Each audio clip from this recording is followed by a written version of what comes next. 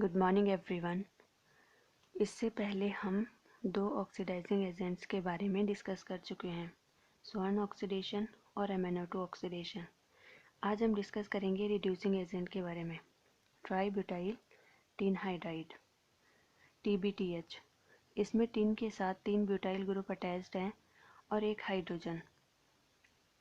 ये एक reducing agent है और ये क्या करेगा, AIBN के साथ RH को RH में कन्वर्ट कर देता है। और इम्पॉर्टेंट तो ये है कि यहाँ पर फ्री रेडिकल मैकेनिज्म होगी। और फ्री रेडिकल्स कैसे बनते हैं? फॉर एग्जांपल A और B के बीच में कोवेलेंट बॉन्ड है, ठीक है, तो यहाँ पर इस बॉन्ड का होमोलिटिक फिजन होगा। होमोलिटिक फिजन का मतलब है कि अगर इन दोनों की इलेक्ट्रोनेगेटिविटी सेम है तो जो यहाँ पर शेयर्ड पेयर ऑफ इलेक्ट्रॉन्स होंगे, 2 इलेक्ट्रॉन्स होंगे ना यहाँ पर, तो ये एक इलेक्ट्रॉन इसके पास मूव करेगा A के पास और एक इलेक्ट्रॉन मूव करेगा B के पास, ठीक है। इसके लिए या तो फिर हमें कोई फ्री रेडिकल इनिशिएटर चाहिए, जैसे कि AIBN एक फ्री रेडिकल इनिशिएटर होता है, फ्री रेडिकल इनिशिएटर, ठीक है। और या तो फिर हमें चाहिए सनलाइट, ठीक है। इसकी प्रेजेंस में होमोलिटिक फिजन होता है। तो यहाँ पर हम जब एक इलेक्ट्रॉन मूव करता है तो उसको दिखाते हैं सिंगल बार्ब्ड एरो से, ठीक है। तो फिर हमारे पास आता है फ्री रेडिकल प्लस B। और जो फ्री रेडिकल्स होते हैं वो बहुत ज़्यादा रिएक्टिव होते हैं, उनकी स्टेबिलिटी बहुत कम होती है। वो कोशिश करते हैं कि जल्दी से उन्हें इलेक्ट्रॉन मिले, एक और इलेक्ट्रॉन मिले और वो न्यूट्रलाइज हो जाए और वो स्टेबल हो जाए, ठीक है। क्योंकि जो फ्री रेडिकल्स होते हैं उनका ऑक्टेट कंप्लीट नहीं होता है, इसलिए वो कोशिश करते हैं कि हमें एक इलेक्ट्रॉन कहीं से मिल जाए और फिर हम स्टेबल हो जाए, ठीक है। इसका फंक्शन है रिडक्टिव डीहेलोजिनेशन, मतलब ये कि हेलोजन को हटाएगा और वहाँ पर हाइड्रोजन आ जाएगा, क्योंकि रिडक्शन करेगा वहाँ पर। अब इसकी मैकेनिज्म देखते हैं, और ये होती है AIBN की प्रेजेंस में। AIBN फ्री रेडिकल इनिशिएटर है और AIBN क्या होता है, N double bond N CH3 CH3 और यहाँ पर CN, यहाँ पर भी इसको ऐसे दिखा रही हूँ, और ये हो गया CN। चलो इसको लिख देती हैं, ठीक है। अब इसको बोलते हैं AIBN, और AIBN की फुल फॉर्म क्या होती है, एजो बेस आइसोब्यूटाइरो नाइट्राइल, ठीक है। ये फ्री रेडिकल इनिशिएटर होता है। जहाँ कहीं पर भी AIBN दिया होगा, इसका मतलब ये है कि वहाँ पर फ्री रेडिकल मैकेनिज्म होगी, ओके। अब यहाँ पर क्या होगा, जो ये वाली बॉन्ड है नाइट्रोजन और कार्बन के बीच में, ये बॉन्ड क्लीव हो जाएगी, इसका होमोलिटिक फिजन होगा। एक इलेक्ट्रॉन यहाँ पर कार्बन के पास और एक इलेक्ट्रॉन नाइट्रोजन के पास चला जाएगा। यहाँ पर भी सेम होगा, एक इलेक्ट्रॉन यहाँ पर और एक इलेक्ट्रॉन यहाँ पर। अब जब इन दोनों के पास एक एक इलेक्ट्रॉन्स होंगे, फ्री रेडिकल होंगे, वो दोनों भी बॉन्ड बना लेते हैं। तो क्या आएगा, N2 तो स्टेबल हो गया, प्लस हमारे पास ये दोनों हैं 2, ये हो गया CN, और यहाँ पर ये फ्री रेडिकल बना था, ये हो गया फ्री रेडिकल, ठीक है। ये दो बने, ये दोनों, ओके। अब क्या होगा, इसी को ले लेते हैं,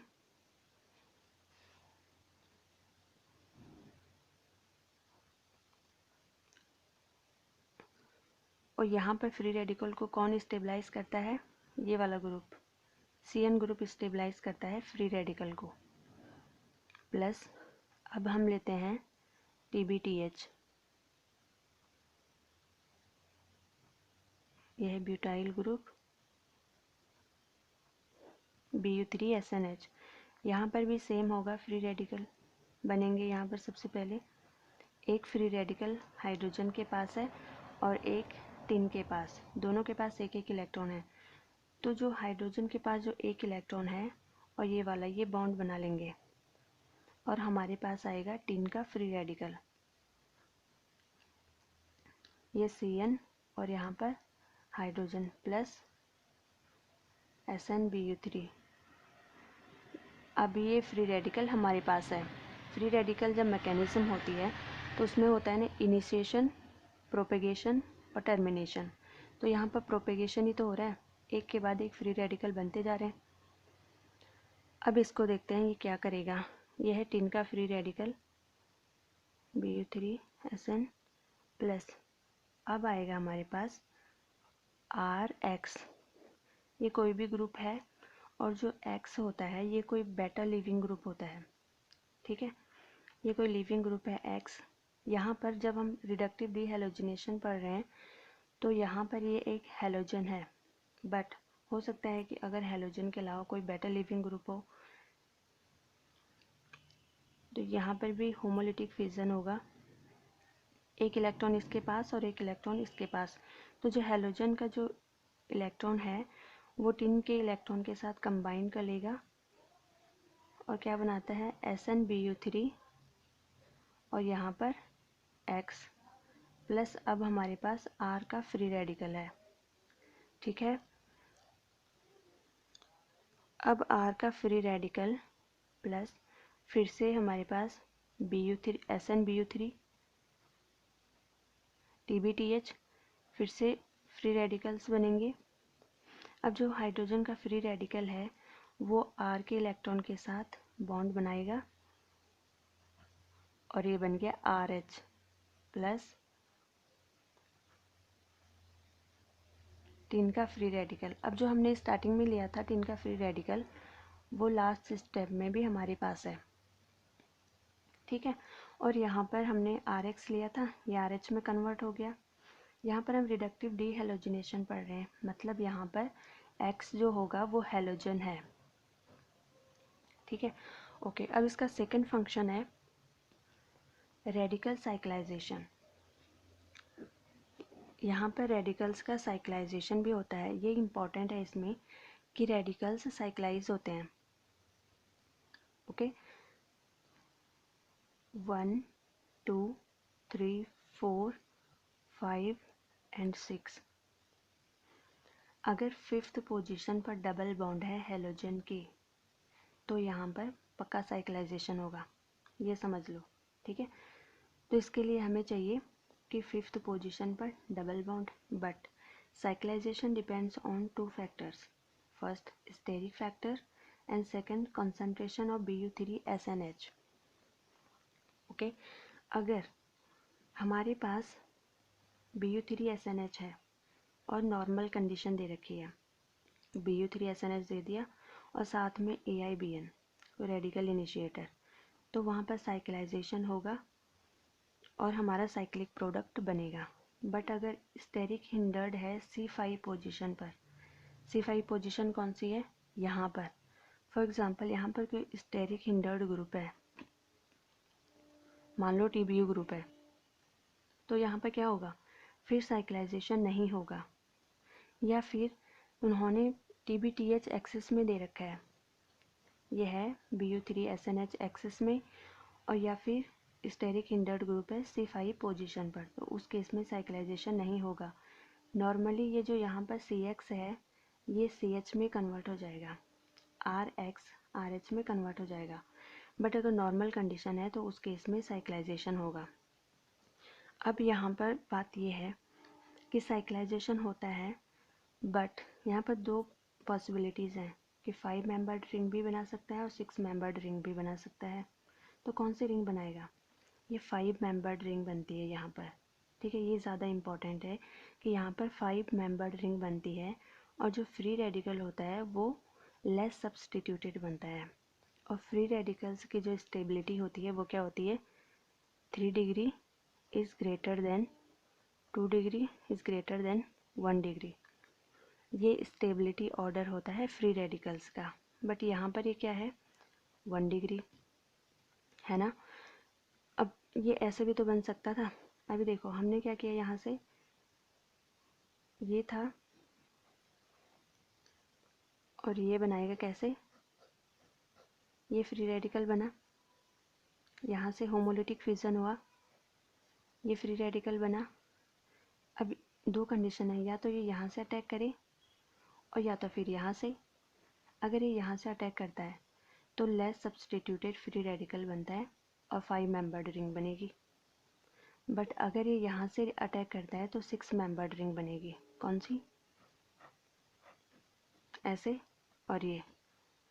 अगर हम स्टेबिलिटी ऑर्डर के अकॉर्डिंग देखेंगे तो यहाँ पर ये वाला जो फ्री रेडिकल है ये तो ऑर्डर के अकॉर्डिंग सही है, क्योंकि यहाँ पर जहाँ जिस कार्बन पर फ्री रेडिकल बन रहा है वो 2 और कार्बन से अटैच है, मतलब ये 2 डिग्री, यानी ये सेकेंडरी फ्री रेडिकल है और ये प्राइमरी फ्री रेडिकल है, क्योंकि जिस कार्बन पर फ्री रेडिकल बना है वो एक ही कार्बन के साथ अटैच है। तो ये है प्राइमरी और ये है secondary free radical.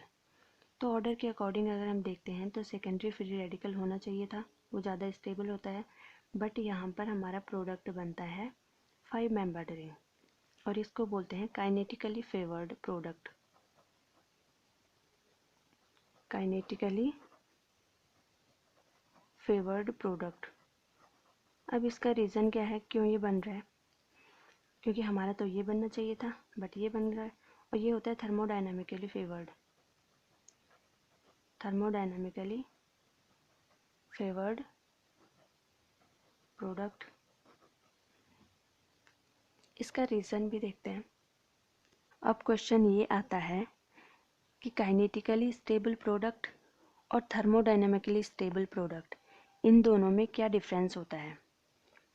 Kinetically stable जो प्रोडक्ट होते हैं वो लेस सब्सटीट्यूटेड होंगे और उनकी एनर्जी ना ज़्यादा होती है।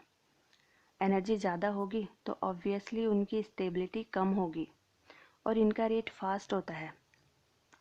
फॉर एग्ज़ाम्पल जैसे हम फ्री रेडिकल्स के बारे में पढ़ रहे हैं तो फ्री रेडिकल्स का ना इनकम्प्लीट ऑक्टेट होता है, यानी वो इलेक्ट्रॉनिकली डेफिशिएंट हैं। अगर इलेक्ट्रॉनिकली डेफिशिएंट हैं तो जल्दी से कोशिश करते हैं कि हमें इलेक्ट्रॉन मिल जाए और अब हम स्टेबल हो जाएं। तो वो क्या करते हैं कि जल्दी से इलेक्ट्रॉनिकली रिच सेंटर से कहीं ना कहीं से वो इलेक्ट्रॉन को ले लेंगे और स्टेबल हो जाएंगे, इसलिए उनका रेट फास्ट होता है। और यहाँ पर हम उन्हीं के फ्री रेडिकल्स के बारे में ही पढ़ रहे हैं, ठीक है। तो इसीलिए वो काइनेटिकली स्टेबल प्रोडक्ट दे रहे हैं, क्योंकि उनका रेट फास्ट है, एनर्जी ज़्यादा है उनकी और स्टेबिलिटी कम है, ठीक है। और जो थर्मोडायनेमिकली स्टेबल प्रोडक्ट होते हैं वो मोर सब्सटीट्यूटेड होंगे, उनकी एनर्जी कम होती है। एनर्जी कम होगी तो स्टेबिलिटी ज़्यादा होगी और इनका रेट स्लो होता है। यहाँ पर रेट फास्ट था और यहाँ पर रेट स्लो है। इनको थोड़ा सा ना टाइम लगता है बनने में। अब इसी चीज़ को हम समझेंगे एनर्जी प्रोफाइल डायग्राम से, उससे हमें क्लियर हो जाएगा कि दोनों में डिफरेंस क्या होता है, ठीक है। अभी देखो ये एनर्जी और ये है प्रोग्रेस ऑफ रिएक्शन। ये रिएक्टेंट है और ग्रीन वाला प्रोडक्ट बी है और रेड वाला प्रोडक्ट ए है। यहाँ पर देखो ये है एक्टिवेशन एनर्जी, और एक्टिवेशन एनर्जी क्या होती है कि रिएक्टेंट को जितनी मिनिमम एनर्जी की रिक्वायर होती है एक्टिवेट होने के लिए कि जिससे वो रिएक्टेंट से और प्रोडक्ट में कन्वर्ट हो जाए, ठीक है। वो होती है एक्टिवेशन एनर्जी। यहाँ पर देखो कि जो ग्रीन वाला है उसकी एक्टिवेशन एनर्जी कम है एज़ कम्पेयर टू रेड वाले से, है ना। इसका मतलब ये है कि जो प्रोडक्ट बी है उसको रिएक्टेंट से और प्रोडक्ट में कन्वर्ट करने के लिए कम टाइम लग रहा है, वो जल्दी से कन्वर्ट हो रहा है रिएक्टेंट से और प्रोडक्ट में। तो अगर जल्दी से कन्वर्ट हो रहा है तो इसकी एक्टिवेशन एनर्जी कम है। एक्टिवेशन एनर्जी कम है तो ये है काइनेटिकली स्टेबल प्रोडक्ट, यह है काइनेटिक प्रोडक्ट, ठीक है। अब है प्रोडक्ट ए, इसकी एक्टिवेशन एनर्जी ज़्यादा है, प्रोडक्ट बी के कंपैरिजन में। तो इसको ज़्यादा टाइम लग रहा है ग्रीन वाले से, यानी प्रोडक्ट बी से ज़्यादा टाइम लग रहा है इसको बनने में। तो ये है थर्मोडायनामिक प्रोडक्ट। थर्मोडायनामिक प्रोडक्ट, ठीक है। और हाँ, इसकी एनर्जी ना, प्रोडक्ट बी की एनर्जी देखो यहाँ पर कम है। किसके कंपैरिजन में? प्रोडक्ट बी के कंपैरिजन में। प्रोडक्ट बी की जो एनर्जी है वो मैक्सिमम है प्रोडक्ट ए के कंपैरिजन में। तो इससे भी हमें पता लग रहा है कि एनर्जी ज़्यादा है तो काइनेटिक प्रोडक्ट है, एनर्जी कम है तो थर्मोडायनामिक प्रोडक्ट है। ठीक है, क्लियर हो गया। अब जो इसका मेन रीज़न है कि हमें यहाँ पर 5 मेंबर्ड रिंग क्यों मिल रही है, इसका रीज़न क्या है, तो अभी हम इसको भी देखते हैं। ये तो अभी तक हमने पढ़ा कि काइनेटिकली स्टेबल प्रोडक्ट और थर्मोडायनामिकली स्टेबल प्रोडक्ट क्या होते हैं।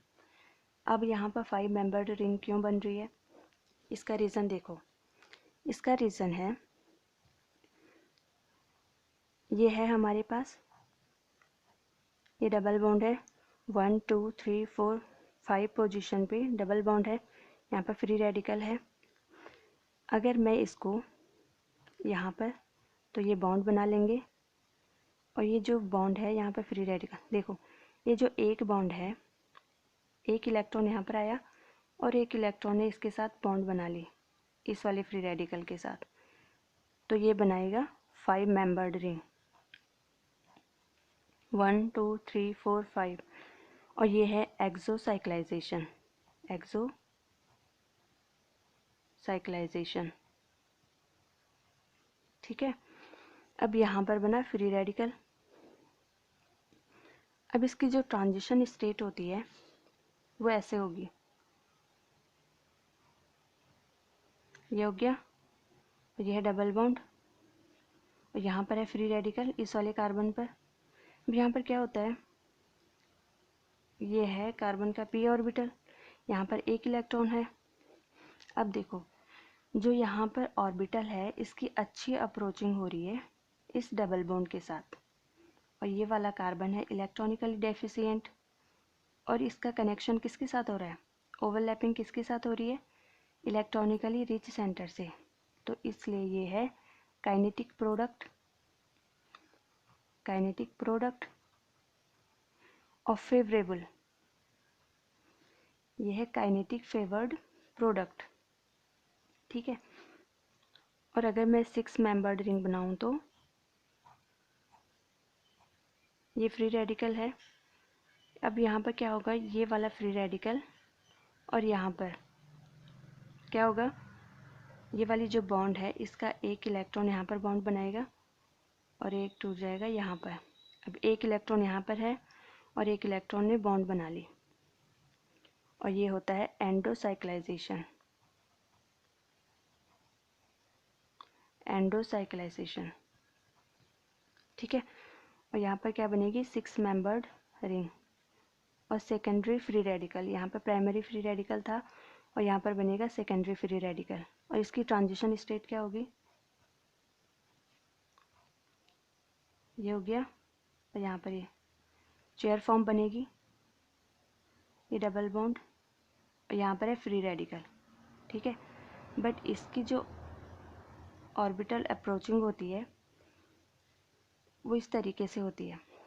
अब ये जो ऑर्बिटल है इसका डबल बॉन्ड के साथ ओवरलैपिंग नहीं हो रही है, तो ये होता है लेस फेवर्ड। ये काइनेटिक प्रोडक्ट था और ये है थर्मोडायनामिक प्रोडक्ट, थर्मोडायनामिक प्रोडक्ट, ठीक है। बट फेवर्ड काइनेटिक प्रोडक्ट है यहाँ पर, और ये फेवर्ड नहीं है। इसका रीज़न है कि इसमें ऑर्बिटल जो ओवरलैपिंग हो रही है वो डबल बॉन्ड के साथ हो रही है और यहाँ पर नहीं हो रही है। तो इसका मेन रीज़न था ऑर्बिटल ओवरलैपिंग, ठीक है। अब हम कुछ क्वेश्चन से कंफर्म करते हैं कि हम इस Bu3SNH को कैसे अप्लाई करेंगे। क्वेश्चंस में हम कैसे अप्लाई करते हैं, ये क्वेश्चन है हमारे पास। सबसे पहले हमें नंबरिंग करनी है, तो हम नंबरिंग करेंगे हेलोजन से, जहाँ पर हेलोजन अटैच होगा 1 2 3 4 और ये 5 6, 5 पोजीशन पर डबल बॉन्ड है, तो इसका मतलब ये है कि यहाँ पर ना साइक्लाइजेशन होगा, बट कुछ नहीं करना है, डायरेक्ट साइक्लिक प्रोडक्ट बना दो। ये 6 मेंबर रिंग तो ऐसी रहेगी, और यहाँ पर एक इलेक्ट्रॉन यहाँ पर था, देखो एक इलेक्ट्रॉन यहाँ पर होगा, एक इलेक्ट्रॉन यहाँ पर होगा, और एक इलेक्ट्रॉन यहाँ पर होगा, तो डायरेक्ट ना ये ऐड हो जाएंगे। तो क्या बनाएंगे, 5 मेंबर्ड रिंग। यहाँ पर एक इलेक्ट्रॉन था तो Bu3SNH ने अपना हाइड्रोजन यहाँ पर दे दिया, ठीक है। तो यहाँ पर ये हो गया हाइड्रोजन,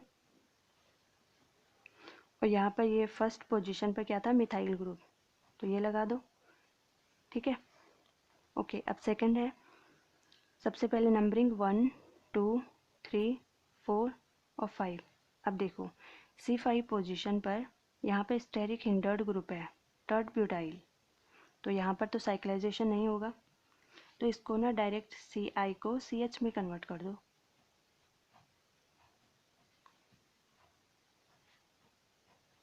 ये हो गया, और यहाँ पर हाइड्रोजन, इसको ऐसे ही रहने दो, बस हो गया प्रोडक्ट। अब है हमारा लास्ट क्वेश्चन, इसमें भी नंबरिंग करेंगे 1 2 3 4 5 6। अब यहाँ पर क्या है कि 6th पोजीशन पर आ रहा है डबल बॉन्ड, जबकि कहाँ पर आना चाहिए था, 5th पोजीशन पर। अब इसको ना ऐसे ही रहने दो, Ci को बस CH में कन्वर्ट कर दो, बस ऐसे ही रहने दो। ये हो गया, बस H लगा लो, और यहाँ पर कोई साइक्लाइजेशन नहीं होगा, क्योंकि हमें क्या चाहिए था कि C5 पोजीशन पर डबल बॉन्ड होनी चाहिए, यहाँ पर तो C6 पोजीशन पर है, तो यहाँ पर साइक्लाइजेशन नहीं होगा, ठीक है। आई होप इस वीडियो से आपकी थोड़ी सी हेल्प हुई होगी। Keep learning, thanks for watching.